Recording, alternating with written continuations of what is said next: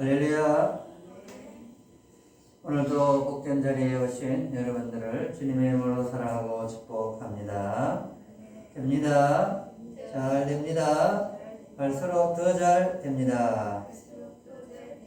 네, 오늘 주시는 요한복음 3장 14절에서 21절 말씀을 가지고 높이 들리신 예수님이라는 제목으로 함께 은혜를 나누고자 합니다. 오늘 본문은 이렇게 시작을 하죠. 모세가 광야에서 뱀을 든 것 같이 인자도 들려야 하리니. 오늘 본문의 내용을 면면히 살펴보면 내용의 핵심의 단어는 영생이라고 하는 것입니다. 영생. 오늘 본문 말씀은요, 요한복음 3장에 있어서 니고데모와의 대화의 연결선상에서 쓰여진 말씀입니다. 니고데모가 왜 예수님을 찾아왔을까요? 아마도 하나님의 나라, 천국, 영생에 대한 깊은 관심을 가지고 찾아오게 되었던 것을 우리는 알게 됩니다.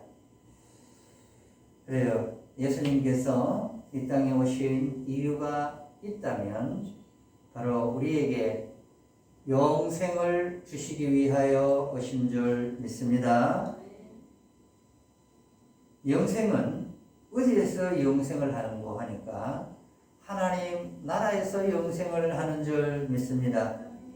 반대는 영생이 아니라 영벌이잖아요.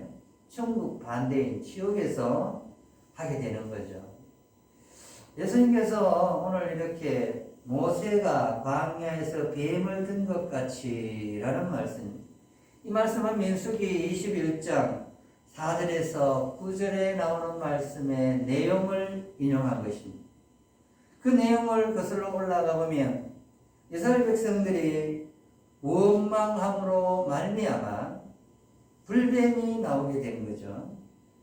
그래서 그 원망하는 모든 자들이 불뱀에 물려 죽어가기 시작하는 거예요. 원래 이스라엘 백성들이 출애굽을 하고 난 다음에 하나님께서 보호해 주시는 울타리가 있었습니다. 구름 기둥과 불 기둥으로 인도하시는 그 하나님의 그 보호하심 아래에 있어야 할 이 백성들이 보호의 울타리를 떠나가게 되는 거예요. 왜 떠나가게 될까요? 그들의 삶이 너무나 단조롭고 지겹고 지루했던 것 같다는 생각이 들죠. 누구나 이 사실은 굉장히 동의가 되어집니다. 우리가 신앙생활을 하더라면 어쩌면 단조롭고 지루하고 지겨울 때도 분명히 있을 줄 압니다. 매일 같은 일상인 것 같고 오면 순서에 따라서 찬송 부르고 기도하고 또 헌금 드리고 또 설교 듣고 또 교회 소식 알고 기도 제목 받고 그냥 죽도록 끝이 나는, 어쩌면 늘 반복되어지는 것 같은데 중요한 게 뭘까요? 이 안에 있을 때 믿는 자들이 보호함을 얻게 되고 또 이 안에 있을 때 우리가 하나님의 백성으로 살아가는 데 있어서 아는 교훈을 얻어가게 된다는 사실. 이스라엘 백성들이 이 하나님의 보호 울타리 안에 있을 때는 그들은 알 수 없었습니다. 늘 단조롭고 반복되는 것 같고 일상이 늘 어제와 같은 날이었기에 아마도 이들은 새로운 세계를 향하여 나아가고 싶은 욕망이 있었나 봅니다. 그래서 결국은 원망과 불평으로 일삼게 되고 그 보호의 울타리를 떠남으로 인하여 이 광야에는 불뱀들이 너무나 많았습니다.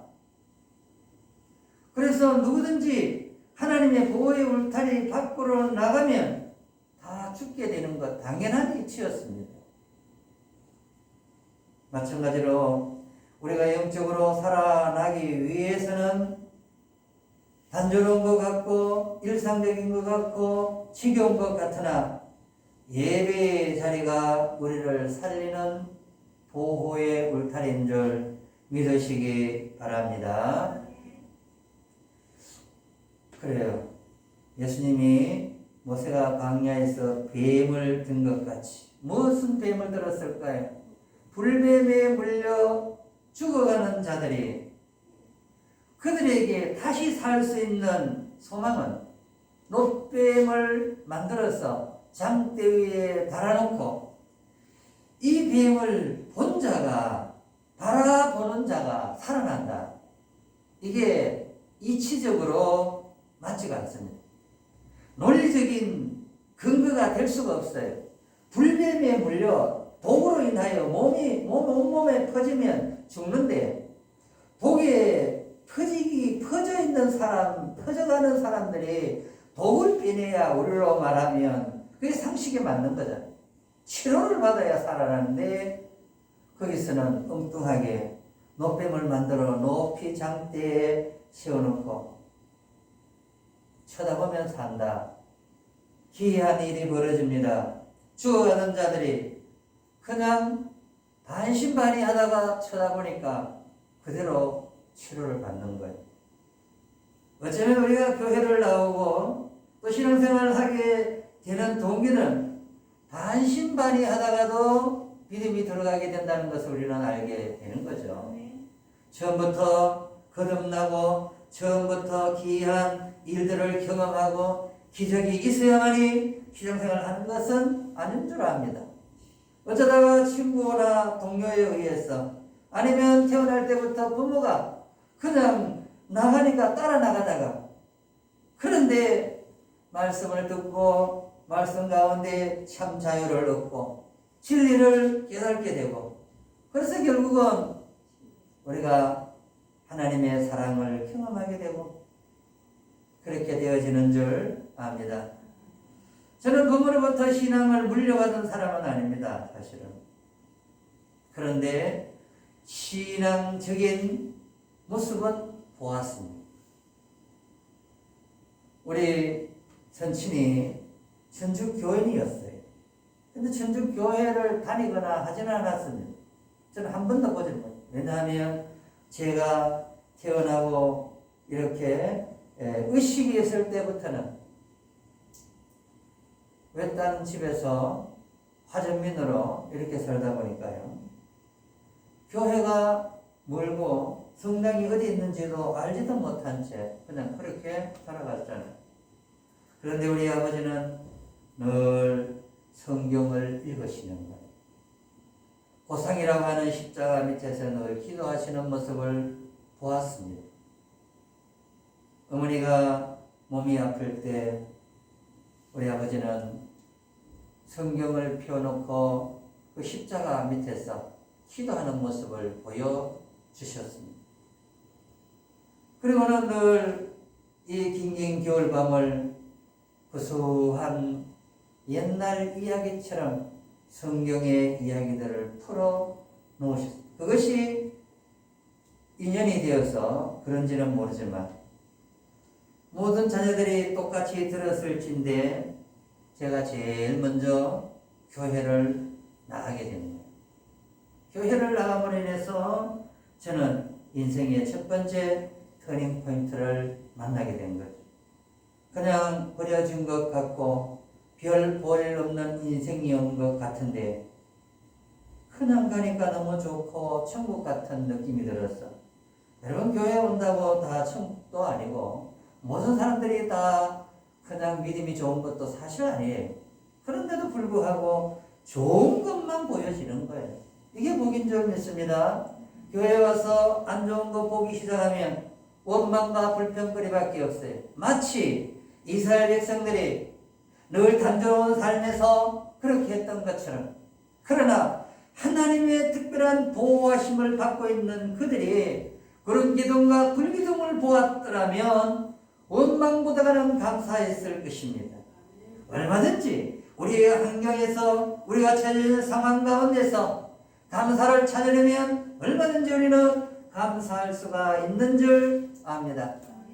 그런데 그냥 단조로움만 보고 불평하고 원망하기 시작하면 하나님의 은혜는 사라지고 하나님의 보호의 울타리에서 원망하고 불평하는 자와 하나님은 함께하는 것이 아니다라는 사실을 보여주는 증거가 된 거예요. 어떤 상황이든 간에 어떤 형편과 처지 가운데 여러분 불평보다는 감사할 수 있기를 주님의 이름으로 축원드립니다. 영생은 그렇습니다. 영생이 어디에 있습니까? 영생은 하나님을 알고 예수 그리스도를 아는 것이 영생입니다. 하나님이 어떤 분이신지 예수가 어떤 분인지도 모르는데 영생을 이야기할 수는 없어요. 예수 그리스도가 우리의 죄와 허물 때문에 그는 높이 들려야 했습니다.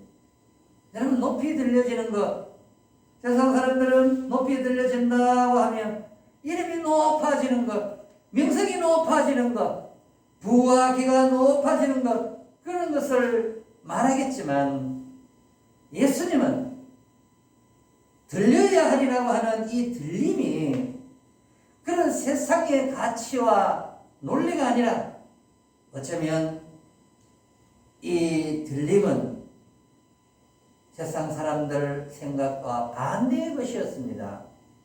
십자가의 달리심은 당시에 저주의 대상이었고 조롱과 이 희롱의 대상이었어요. 그런데 거기에 달려야 하는 이유는 그것을 믿는 자마다 영생을 주시기 위해서 친히 달려주신 줄 믿습니다. 16절 우리가 늘 외우던 요절 말씀 중에 하나죠. 하나님이 세상을 이처럼 사랑하사. 그렇다 그래요. 제가 성경 연구를 하러 다닐 때 이처럼이라는 말이 뭘까? 이처럼. 하나님이 세상을 이처럼 사랑했다. 무엇처럼? 이처럼인데 이처럼이 뭐냐? 십자가를 향하면서 손가락을 십자가를 향하면서 하나님이 세상을 이처럼 자기 아들을 십자가에 내어주기까지 이 말입니다. 이 성경 전체의 복음 중에 복음이 바로 이것입니다. 하나님이 세상을 이처럼 사랑했다. 어느처럼 자기의 독생자를 십자가에 내어주기까지 피 흘려 죄사함을 얻게 하기까지 이처럼 사랑했다. 그래서 성경의 핵심이 하나님의 사랑이 이 속에 다 녹아져 있는 거예요. 하나님이 세상을 이처럼 사랑했다. 여러분, 여기 세상은 유대인에게만 주어지는 게 아니에요, 사실은. 이 말이 쓰여질 때 이 세상은 바로 유대인 불러서 이방인이었습니다. 누구든지라는 말이죠. 누구든지. 하나님이 특정인을 사랑하는 게 아니다라는 거예요. 누구든지 하나님은 사랑하시는데 저와 여러분이 하나님의 사랑을 입었기 때문에 하나님의 자녀가 되어진 줄 믿습니다. 여러분, 세상은 자꾸 자기를 높이려고 하잖아요. 일디동 높아지려고 하잖아요. 일디동 계속 높아집니다. 자기 자존심을 계속 높이잖아요. 자기 자존감을 계속 높여가려고 합니다. 자기 이름이 높아지는 것 다 좋아하잖아요. 부와 기가 높아지고 자기의 명성과 명예가 높아지고 이런 것을 우리는 좋아하잖아요. 그런데 예수님은 그렇지 않았습니다. 예수님은 오히려 반대였습니다. 남들이 말하는 그 수치, 남들이 말하는 조롱, 희롱, 침뱉음, 그걸 스스로 몸소 받아내셨습니다. 왜 그럴까요? 저와 여러분을 사랑하시기 때문인 줄 믿습니다. 왜 사랑할 수밖에 없었을까요? 그리고 사랑의 그 증거가 무엇입니까? 하나님이 우리를 왜 사랑하십니까? 불편하고 부족하고 피조물이 많은데 왜 사랑할까요? 하나님의 창조의 최고의 걸작품이기 때문에 그런 거예요. 믿으시기 바랍니다. 하나님의 최고의 걸작품이 바로 사람이에요. 동물이 아닙니다. 다른 어떤 피조물보다도 가장 하나님 자신의 형상대로 지으셨기 때문에 저와 여러분을 사랑하시는 겁니다. 우리가 동물이나 아니면 식물이기 때문에 우리가 하나님의 사랑을 받는 게 아니라 하나님의 형상대로 지은 거다. 모든 것은 그냥 말씀으로 그냥 창조했지만 사람은 하나님의 형상을 따라 흙으로 직접 빚으신 거예요. 그러니까 사랑하지 않을 수가 없죠. 그 사랑의 나타남의 현상은 죄로 말미암아 분단이 되어져 있고 분리가 되어져 있는 이 세상을 구원하시기 위하여 단 하나밖에 없는 독자를 십자가에 못 박아 죽이기까지 하신 거예요. 그렇습니다. 17절 말씀을 보면 하나님이 그 아들을 세상에 보내신 것은 세상을 심판하려 하심이 아니요 그로 말미암아 세상이 구원을 받게 하려 하십니다. 예수님의 십자가에 달려 죽으심은 바로 저와 여러분이 제 문제를 해결하기 위하여 죽어 주신 줄 믿습니다. 초림의 목적이 바로 그런 거예요. 죄악으로 가득 찬 이 세상을 구원하시기 위하여 예수님이 이 땅에 낮은 신분으로 천한 신분으로 죄인의 모습으로 오셨다라는 거예요. 그리고 가장 수치스러운 십자가에 친히 달려 죽어 주신 줄 압니다. 하나님이 우리를 사랑하는 방법은 바로 독자를 아낌없이 십자가에 내어 주신 것을 우리는 알게 됩니다. 이 사실을 믿는 자는 심판을 받지 않는다라고 명백하게 설명하고 있어요. 여러분, 그 어떤 것도 우리를 구원할 수 있는 것은 없습니다. 그 어떤 것도 죄 문제를 해결할 일은 없습니다. 죄 문제가 해결되지 않는데 심판에서 제외될 것은 아무것도 없다는 거예요. 여러분, 여기저기에서 진리를 이야기합니다. 진리가 자유케 한다는 것 사실, 성경에 나오는 그 진리와 세상 사람들이 말하는 그 진리는 차원이 달라요. 성경에서 말하는 그 진리는 바로 우리에게 영생을 가져다 주는 진리입니다. 세상에서 말하는 그 진리는 약간의 깨달음이겠죠. 깨달음으로 우리의 죄 문제가 해결되지는 않습니다. 예수님이 말씀하셨을 때 내가 곧 길이요 진리요 생명이라고 말했을 때 그 세 단어는 거의 동급으로 동의어가 되는 거죠. 내가 곧 길이요. 어디로 가는 길일까요? 천국을 향하는 길이 되는 거예요. 생명이다. 영원한 생명을 이야기하는 거예요. 천국에 들어가야만이 영원한 천국으로 들어가야만이 그게 참 진리가 되는 거죠. 내가 곧 길이요 진리요 생명이다. 그렇습니다. 세상에서도 다 진리라고 이야기하는 거예요. 그 진리와 성경에서 말하는 그 진리는 차원이 다르다. 성경에서 말하는 그 진리가 여러분 가운데 있기를 주의 이름으로 축원합니다.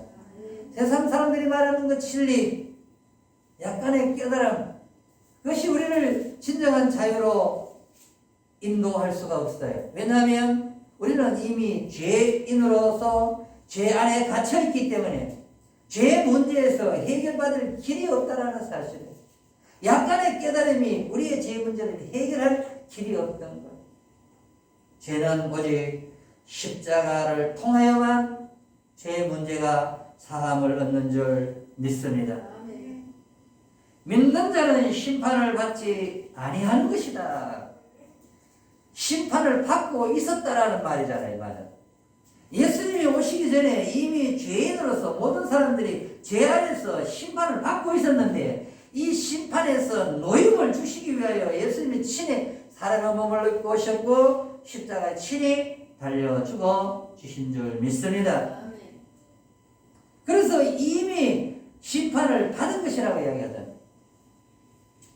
심판 아래 놓여 있는 저와 여러분, 우리가 살아날 길은 높이 달리신 예수님을, 십자가에 달리신 그 예수님을 바라보는 길밖에 없는 줄 압니다. 예수님이 빛으로 오신 거예요. 19절에 말하는 이 빛은 발광체를 말하는 거예요. 발광체, 빛. 그냥 태양을 받아서 다시 내는 그 빛이 아니라 빛 자체를 말하는 거예요. 그 빛 자체가 바로 예수님인 줄 믿습니다. 참빛 곧 예수 그리스도를 말하는 거예요. 그런데 세상의 사람들이 이 빛을 사랑하지 않는 이유, 분명히 19절에 이렇게 말합니다.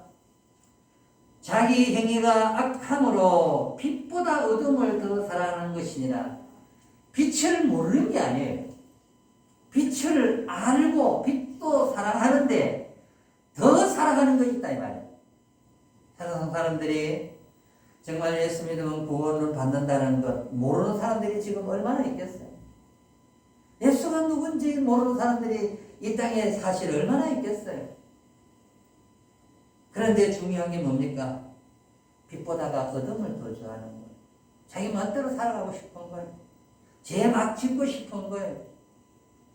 그것이 지옥인데도 불구하고 왜요? 교회 나오면 걸릴 게 많아요. 경건하게 살라고 하잖아요. 도덕적으로 금결 없이 살아가려고 이렇게 건면하잖아요. 허랑방탕에 마음껏 살고 싶은 이 세상에 이 타락으로 가득 차 있고 죄악으로 넘실거리는 이 세상에서 마음껏 죄를 지으면서 흥청망청 살고 싶은데 교회 오니까 그렇게 못 살게 하거든. 왜 그래요? 우리의 몸은 이미 성전임을 믿습니다. 예수를 믿을 때 성전이 되는 거예요. 성전이. 더러워지면 안 되잖아요. 더럽히면 안 돼요. 여러분 우리가 먹고 싶다고 다 먹으면 안 되잖아요. 우리 몸은 우리의 것이 아니라 하나님의 것이기 때문에 가고 싶은 곳에 가서 우리 몸을 마음 함부로 할 수가 없어요. 그래서 기독교적으로 보면 자살은 죄라고 이야기하는 거예요. 내 생명 하나님께 속해 있는데 내 마음대로 끊겼다라고 하는 것은 더 이상 돌이킬 수 없는 죄예요. 다른 거는 다 회개할 수 있지만은 회개의 기회가 없어서 자살 자체가 지옥으로 갈 수 있다는 것을 우리는 이야기하는 겁니다. 그런 것 때문에. 여러분 죽어버리면 회개할 기회가 없잖아요. 모든 걸 다 회개할 수 있는 기회가 되는데 자살은 회개할 기회가 없는 거예요. 우리 몸을 상하게 했으니까 회개하면 하나님이 용서해 주지만은 죽여버렸다. 죽이면 이 자체가 회개할 기회가 없어요. 그래서 지옥 간다라는 거예요. 교리적으로 그렇게 의미가 주어지는 거예요. 어떤 경우에라도 그리스도인은 살아내야 되는 줄 믿습니다. 거룩한 전이 되었기 때문에 더 경건하게 보내야 합니다. 이 사순절에 우리가 어떻게 신앙생활을 해야 될까요? 더욱 경건하게 우리가 신앙생활을 해야 되는데 경건하게 신앙생활을 하기 위해서는 높이 달리신 예수님을 바라봐야 가능합니다. 세상 바라보면 세상은 우리의 이름을 자꾸 높이려고 합니다. 자기의 공적을 높이려고 합니다. 자기의 이름을 화려하게 만들려고 합니다. 그런데 신앙은 반대를 이야기하는 거예요. 오히려 남을 나보다 낫게 여기고 그래서 그 사랑을 나누어주라고 이야기하고 있습니다. 우리 21절 말씀 함께 읽겠습니다. 시작. 진리를 따르는 자는 빛으로 나니 이는 그 행위가 하나님 앞에서 행한 것임을 나타내려 함이라. 진리가 무엇인지 여러분 바로 깨달을 수 있기를 바랍니다. 세상에서 말하는 약간의 깨달음이 진리가 아니에요. 인간 가운데 그냥 서로 비교해 봤을 때 조금 더 깨달았다고 그게 진리가 아니다. 진리는 우리에게 생명을 줘야 되는 거예요. 진리는 우리에게 영생의 길을 제시해야 됩니다. 참 진리는 오직 말씀 안에 있는 줄 믿습니다. 진리를 따르는 자는 빛으로 온다. 여러분, 광명의 새 아침을 맞이할 수 있기를 바랍니다. 인내하시고 이 사순절에 더욱 경건하게 주님이 높이 수치의 그 십자가에 달리신 것처럼 우리의 이름을 내기 위하여 동분서지하지 마시고 더욱 주님의 영광을 나타내고 그리스도의 향기가 나를 통하여 나타나는 그 삶의 현장으로 열매 맺어지는 저와 여러분 되시기를 주의 이름으로 축원합니다.